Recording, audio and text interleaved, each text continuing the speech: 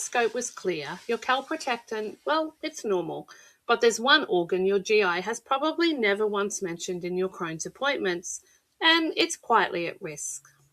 Hi, I'm Kate, and today we're talking about Crohn's and your kidneys. Research shows people with Crohn's disease have up to a 5-fold higher risk of kidney stones than the general population, and most of them have no idea until it hurts, and hurts it does. The moment I first connected Crohn's and kidneys was my husband was diagnosed with kidney stones.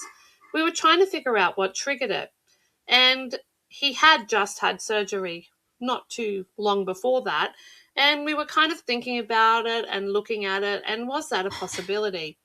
Because dehydration is very common during the post-op period, and my husband also was worrying about what discharge was coming out, and I think he thought that if he cut back on what he was drinking, then that was going to affect it. But here's what the research actually tells us. Crohn's, especially ileal Crohn's or Crohn's after bowel resection, disrupts fat absorption, and that disruption sends a cascade of excess oxalate straight to the kidneys.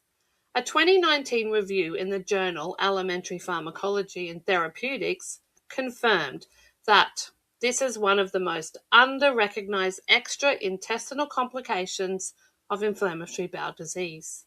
It's not about abandoning your gastroenterologist's plan. It's about filling a genuine gap because your GI is rightly focused on your gut, and someone needs to be looking at your kidneys as well. So, this is the pathways. The oxalate pathway happens because fat malabsorption lets bile acids bind to calcium instead of oxalate, and it leaves free oxalate to flood the colon and absorb into the bloodstream. Goes straight to the kidneys. So hydration is very important. We, as Crohn's patients, lose fluid through diarrhea and often underdrink to avoid urgency. That's what's important. Do not avoid fluid. Dehydration is critical in this. Oxalate awareness is important, not elimination. So don't go on a low oxalate diet. It is about identifying the highest load foods a person is eating and making simple swaps that reduce cumulative load without stripping nutrition. A lot of people eat spinach smoothies, and that's probably, they think it's safe and they think it's healthy, but it's very high oxalate, and that's one thing you can, let go of. Now, magnesium binds oxalate in the gut before it can be absorbed. So that is why magnesium levels are very important, and they should be supportively working alongside your GP or what your GP or your GI has recommended. So you need to know the warning signs.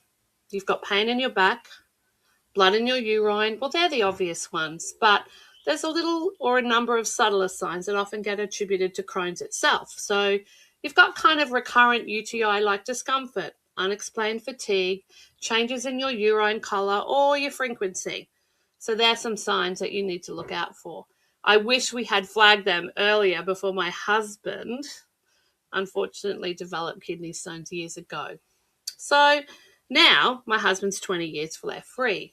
We take note of those things to make sure that his kidneys are healthy as well. So the realistic picture for stable Crohn's is genuinely good news. It's about protecting the whole body that surrounds it. It's not about being scared. So I don't want you to walk away from this video terrified that your kidneys are going to be playing up. I just want you to be aware that it is something you need to take care of. So if this opened up a question you have never thought to ask your doctor, that is exactly the point. Write it down and take it to your next appointment. But if you have any signs, please go straight to the doctor now. I'll see you in the next video. Have a beautiful day.